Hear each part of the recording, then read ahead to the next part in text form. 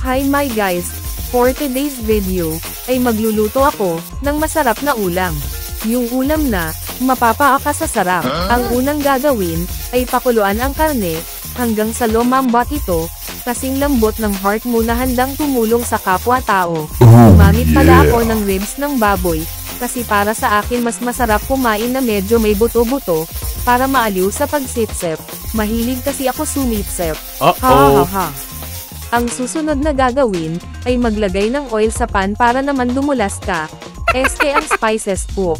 Isusunod ang mga spices, gisahin hanggang sa mag-light brown ito.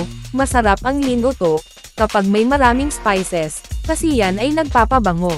Ihalo ang pinalambot na ribs, ilagay na rin ang sabaw nito, huwag ibuhos lahat ang sabaw, estimate lang kung sabaw, depende sa dami ng karne. Haluan ng toyo, magic sarap, then haluin ng mabuti, takpan at pakuluan. Kung ulo na ito, haluan natin ng tomato sauce at pork and beans.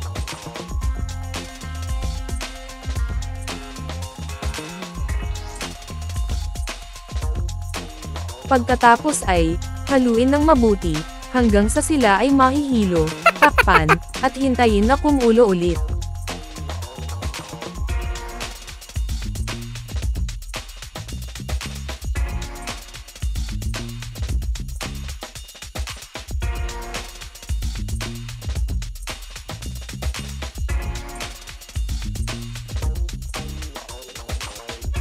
Ayan, kumukulo na, lagyan ng asin, depende sa panlasa mo, mas masarap talaga pag may lasa, katulad mo na may asin pa, charot, hugot pa more.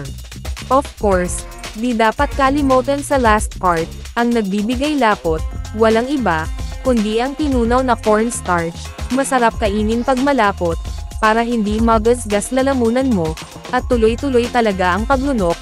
Oh my God! Kung saan na napunta ang usapan, Chararan, ready to eat na po. Kunin na ang kanin, let's eat.